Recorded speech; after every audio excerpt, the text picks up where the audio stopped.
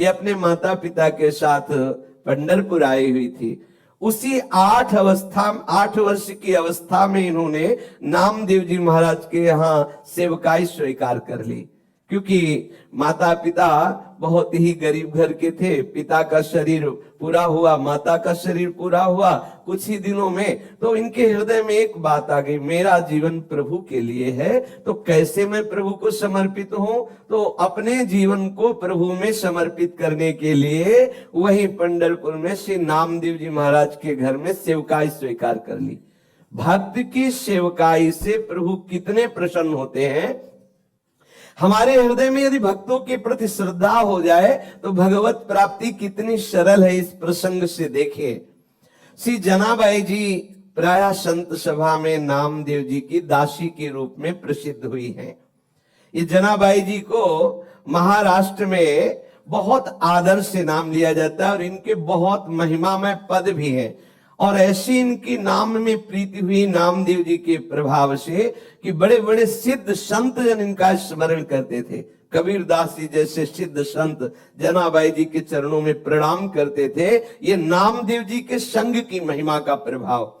उनका जन्म गोदावरी तट पर गंगाखेड़ नामक एक ग्राम में हुआ था। इनके पिता का नाम दमा और माता का नाम करुंड था। बचपन में ही इनकी मां पधार गई और पिता जो इनको विठल भगवान के दर्शन के लिए लाए, तो वहीं उनका भी शरीर पूरा हुआ और ये नामदेव जी के चरणों में समर्पित हो गए। इनके हृदय में एक बात आई कि प्रभु की प्राप्ति का उपाय एक ही है, कोई भक्त प्रसन्न हो जाए। इसलिए उन्होंने सेवकाई स्वीकार कर ली नामदेव जी के यहाँ, और अन्य आश्रय कोई रह नहीं गया था। नामदेव जी निरंतर भजन परायण, निरंतर नाम में डूबे रहते थे। नामदेव जी जैसे महात्मा की सेवकाई मिल जाए, ये तो प्रभु की सेवकाई से भी बढ़कर के है। अब जनाबाई जी के हृदय में एक ही बात थी कि मैं नामदेव जी को प्रसन्न कर लूं।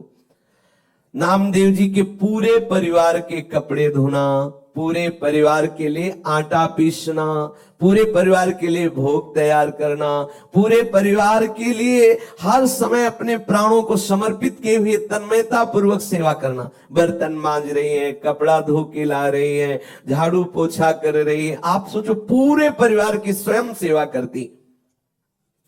उनकी सेवा में एक बड़ा आनंद प्रकट होने लगा।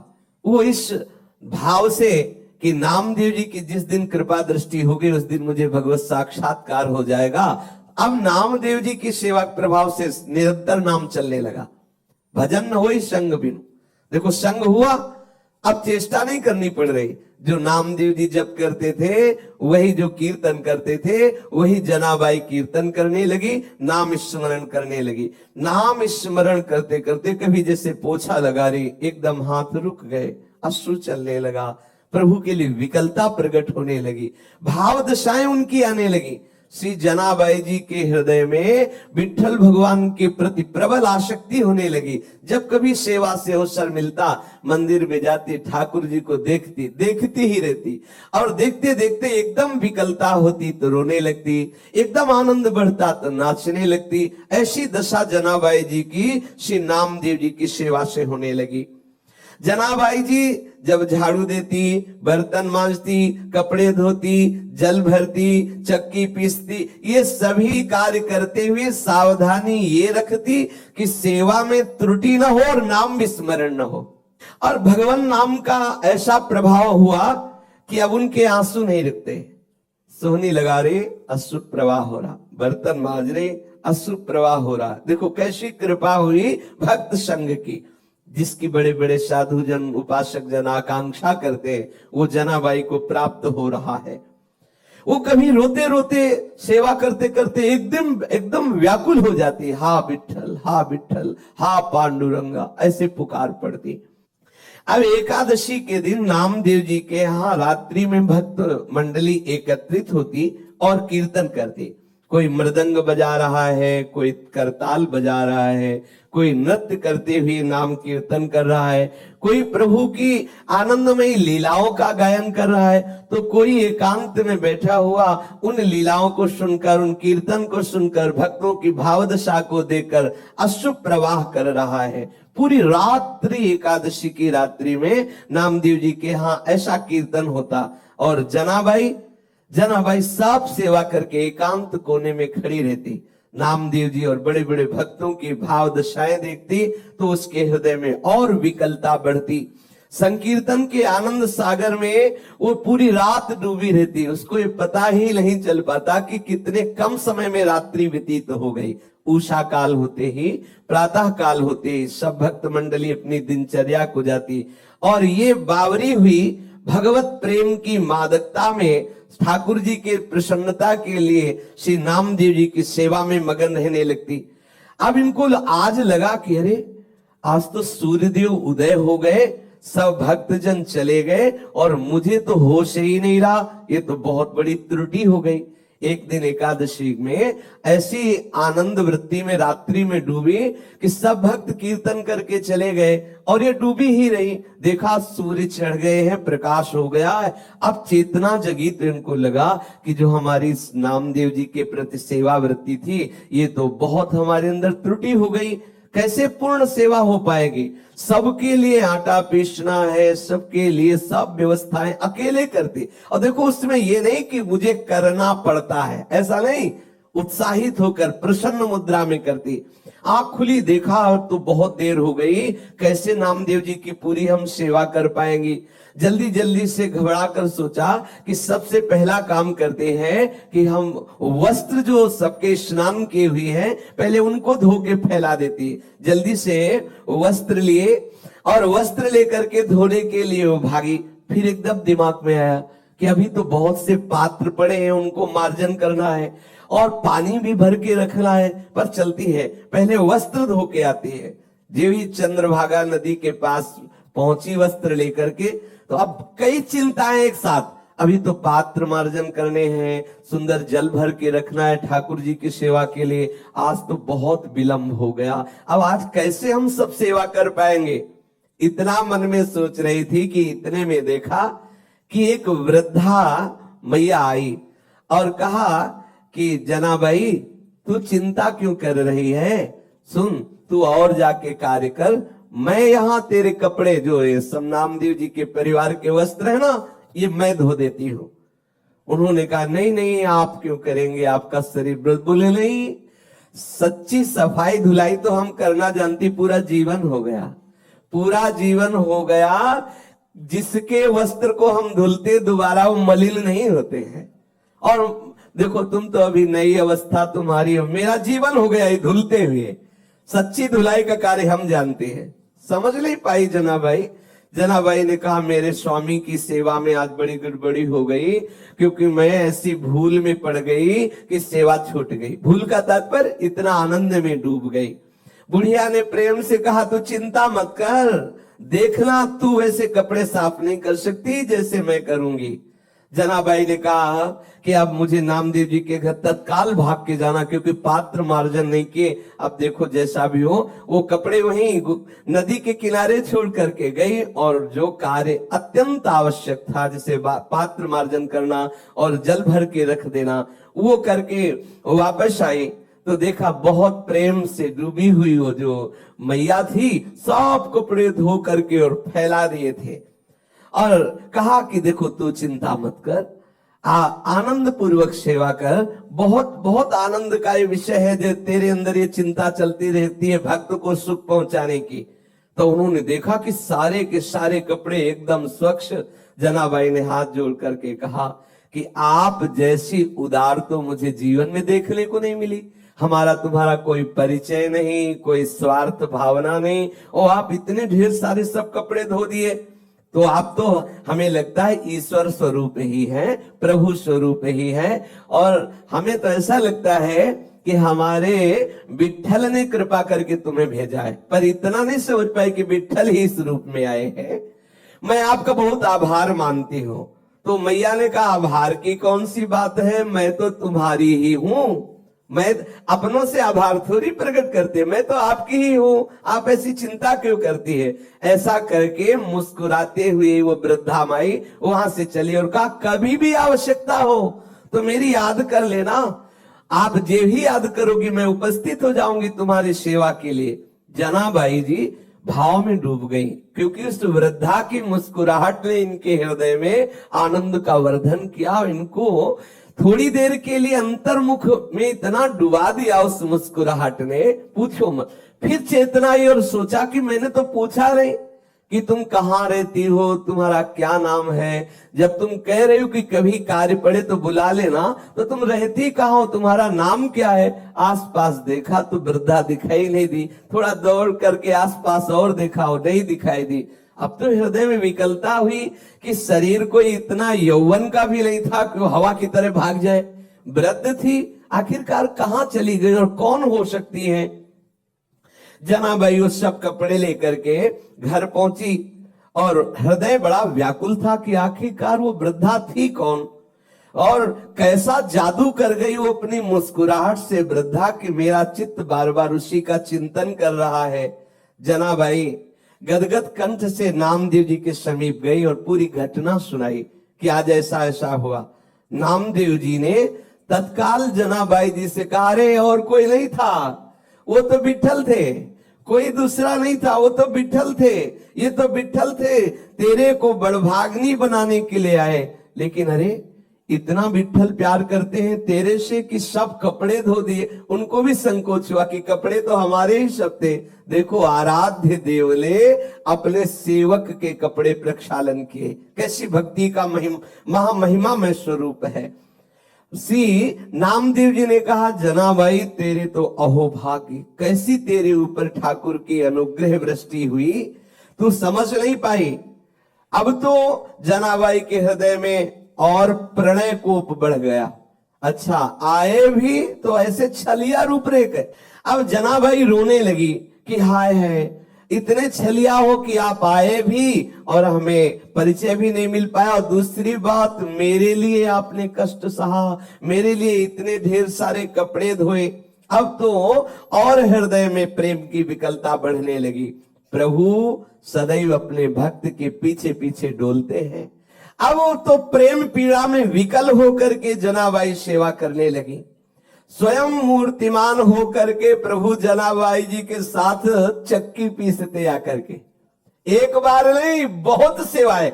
जनाबाई जी प्रेम में मगन होकर सोहनी लगा रही है, कूड़ा का ढेर लगाया, और जब कूड़ा भरने के लिए आई तो देखा टोकरी में लिए हुए प्रभु कूड़ा भर रहे। अब बुढ़िया के रूप में नहीं आते, अब साक्षात विठल के रूप में आते। अगर जनाबाई नामदेव जी के यहाँ उनको सुख पहुंचाने के लिए, उनको भोग बनाने के लिए आटा पीस रही चक्की में, तो चक्की में आटा पीसते हुए कभी कभी वो पद गाते हुए भाव में डूब जाती, तो चक्की रुक जाती, तो ठाकुर जी बैठ के चक्की पीसते। जनाबाई पद गायन करते हुए डूबी हुई है, और क्योंकि सेवा में त्रुटि न हो इसलिए ठाकुर जी समीप आकर के चक्की पीसने लगते। जनाबाई का अभंग सुनते रहते और जनाबाई जी प्रेम में मगन होती। महाराष्ट्र के महापुरुषों ने वर्णन किया है कि झाड़ लोट करी जनी, केर भरी चक्र पाणी, पाटी घेउनिया सिरिम नेवनिया टाकी दूरी। ऐसा भक्त सी भूलला, नीच कामे करूं लगला, जनी मेहड़े बिठो बाला, काय उतराई हूं तुला। श्री जनाबाई जी घर में सोहनी लगा रहे तो कचरा उठाते साक्षात विठल भगवान। अपनी टोकरी को सर पे रखे हुए पीछे पीछे जनाबाई के डोलते, जहां जाओ झाड़ करके कूड़ा एकत्रित करती, सोहनी लगा के ठाकुर जी कूड़ा भरते। कैसी भक्ति की अद्भुत महिमा, भक्त की भक्ति से कैसे प्रभु अधीन हो जाते हैं। आहा, और बार बार विठल जी यही कहते जनाबाई जी से कि मैं तुम्हारा ऋणी हूं। जनी मेहड़े बिठो बाला काय उतराई हो तुला। मैं कैसे तुमसे ऋण हो सकता हूं जना भाई, तुम मेरे भक्त नामदेव जी की सेवा करते हो, मैं तुम्हारा ऋणी हूं, मैं तुम्हारा ये ऋण कैसे चुकाऊं ये मुझे बता दो। बामो सभ्य दोनी कड़े देखूं कृष्णाचे रूपंडे, चराचरी जे जे दिसे ते ते अविद्याची नाशे। जैसे अपना ही बायां भुजा और अपना ही दायां भुजा, इसमें कौन अपना और कौन पराया, ऐसी अनुभूति होने लगी श्री जनाबाई जी को। संपूर्ण विश्व ब्रह्मांड चाहे कोई अनुकूल व्यवहार करे चाहे प्रतिकूल व्यवहार करे, मेरा ही स्वरूप है, मेरी ही आत्मा है। जैसे अपना बायां हाथ दायां हाथ, इसमें कौन सा प्रिय कौन सा प्रिय, तो बायां का तात्पर्य प्रतिकूलता, दायां का तात्पर्य अनुकूलता। अनुकूलता प्रतिकूलता चाहे जैसा कोई हमारे साथ व्यवहार करे, वो मेरी आत्मा है, मेरा प्रीतम है, ऐसी अनुभूति हो गई। चराचर में मेरा ही प्रीतम है, ऐसा अनुभव होने लगा। चराचरी जे जे दिसे ते ते अविद्याची नासे, अविद्या का नाश हो गया। एकमात्र विठल ही विठल, प्रीतम ही प्रीतम। कैसी रसमयी स्थिति प्रभु प्रदान करते हैं। देखो ये प्रभु प्रदान करते हैं, कैसी अधीनता स्वीकार किए हुए है। जनाबाई अगर धान ओखली में कूट रही है तो प्रभु सामने खड़े मुस्कुरा रहे हैं। अब बताओ ऐसी सेवा करनी पड़े तो क्या परेशानी। धान कूट रहे सामने विठल खड़े मुस्कुरा रहे, चक्की पीस रहे भाव में डूब रहे, ठाकुर जी चक्की पीस रहे, वो सोहनी लगा रही तो ठाकुर जी कूड़ा भर करके टोकरी अपने माथे पे रखे जनाबाई जी के लिए आया कि सर्वा ठाइम पूर्ण कला दासी जने पाहे डोला, माझे नाठवे मी पण तेथे कचे दुजे पण। दासी जनाबाई नामदेव जी की कृपा से, इसीलिए लिखा है दासी जनी। जब मैं नामदेव जी की दासी बनी, उनकी सेवा की, तो मैंने देख पाया कि द्वैत दूसरा कोई है नहीं, एकमात्र मेरा विठल चराचर में व्याप्त है। संपूर्ण कलाओं से युक्त जो श्री कृष्ण है वो सदैव मेरे सहयोग में है, मेरी सेवा में मेरे समीप है। ये मैं नामदेव जी की दासता से जान पाई। दासी जनी पाहे डोलाम, प्रभु मेरे पीछे पीछे डोल रहा है केवल नामदेव जी की दासता के कारण। एक दिन श्री विठल भगवान के गले का जो बहुत महंगा हीरो से जटित पदक आभूषण था ग्रीवा का, वो चोरी हो गया। और मंदिर में जनाबाई जी सेवा हेतु जाया ही करती थी, तो ऐसी कुछ लीला बनी कि सबको संदेह हो गया जो वहां मंदिर में सेवा में थे कि और कोई नहीं, जनाबाई जी ने ही वो रत्न पदक जो ग्रीवा का आभूषण है वो चोरी कर लिया। अब तो ये बात फैलने लगी। ये ऐसी लीलाएं प्रतिकूलता की होती है भक्तों के जीवन में। जनाबाई को ये सब वहां के जन कलंकित करने लगे कि ये बंती तो बहुत भक्ता है, लेकिन देखो ठाकुर जी का जो ग्रीवा का आभूषण है रत्न पदक, इसने चुरा लिया। जनाबाई जी को जब सभा में बुलाया गया और कहा कि तुमने वो चुराया है क्या, तो जनाबाई ने कहा कि मेरे प्राण धन श्री विठल भगवान है, मैं उनको सुख पहुंचाने के लिए मैं उनका ये हार क्यों चुराऊं, वही मेरे हैं, तो हार चुराने की जरूरत क्या है। लेकिन भक्ति की भावना को तो कोई भक्त ही समझ सकता है। तब उन्होंने कहा मैं शपथ खा के कहती हूं कि मैंने ये रत्न का आभूषण नहीं चुराया है। पर प्रभु की ही ऐसी लीला थी, किसी ने जनाबाई की बात पर विश्वास नहीं किया और बात राजा तक पहुंची। और ये बात इतनी जोर कसी कि राजा को निर्णय करना पड़ा कि जनाबाई को शूली की सजा दे दी जाए, क्योंकि इसने रत्न का ठाकुर जी का जो हार है वो चुराया है। आज सूली पर चढ़ाने के लिए उनको बांध करके जनाबाई के हाथ ले जाया गया चंद्रभागा नदी के तट पर। जब जनाबाई ने देखा बस सूली पे चढ़ाया ही जा रहा है, तो बस हृदय से की बहुत बढ़िया, जैसे विठल आपकी इच्छा, और बस विठल विठल विठल विठल विठल, जैसे जैसे वो बोलती विठल विठल वैसे सूली पिघलती जाती। जैसे मोम को आंच लगा दे तो पिघलती चली जाए, ऐसे वो आंख मूंदे। वो ये नहीं चाह रही थी कि सूली पिघले, वो तो इसलिए विट्ठल विट्ठल पुकार रही थी कि अब शरीर का अंत है और मैं विट्ठल की दिव्य सेवा में जा रही हूं, इसलिए विट्ठल विट्ठल। जैसे ही बोलती विट्ठल विट्ठल विट्ठल, वो सूली गलती चली जाती और पानी की तरह पिघल गई। सूली नाम की वहां कोई चीजें नजर नहीं आई। सब आश्चर्यचकित हो गए। जो राज दरबार के सैनिक थे, जनाबाई को सबने प्रणाम किया, सबने क्षमा मांगी कि गलती हो गई। ये प्रभाव दिखाने के लिए इसमें दो बातें आई। जनाबाई जी को किंचन मात्र भय नहीं, क्योंकि सूली की सजा क्या, मेरे प्रीतम का विधान है और मेरे प्रीतम के मिलन के लिए अब ये शरीर छूटने वाला, तो कोई भय नहीं। और दूसरी बात है कि मेरा भक्त कितनी महिमा से युक्त होता है। जनाबाई ऐसे भाव से मगन रहती है अब तो कि बिल्कुल शरीर की शुद्धि न रहती, और उस स्थिति में सेवा के लिए जैसे कंडे थापती ना, तो कंडे से निकलता विट्ठल विट्ठल। ये आश्चर्य की बात है, किसी चैतन्य शरीर को छू दे और फिर वो बोले कृष्ण हरि राधा, तो अच्छा है, बढ़िया, कितना बढ़िया प्रभाव। लेकिन जड़ कंडा, उसमें कोई वाणी तो है नहीं, लेकिन कंडे से विट्ठल विट्ठल निकलता। एक बार कबीर दास जी महाराज श्री नामदेव जी के दर्शन करने जा रहे थे, तो उन्होंने समीप में देखा कि कुछ शोरगुल हो रहा है। तो ऐसे कौतुकवश पूछा, यहाँ क्या हो रहा है? बोले जनाबाई से कोई स्त्री लड़ रही है। क्यों लड़ रही? अच्छा, जनाबाई कौन? बोले नामदेव जी की सेवा में रहती है वो बाई जी। तो और नजदीक गए तो क्या इस लड़ाई क्या हो रही? बोले कंडे पर। तो उनको विचार आया कि कंडे पर लड़ाई, भक्त के द्वारा कंडे पर लड़ाई।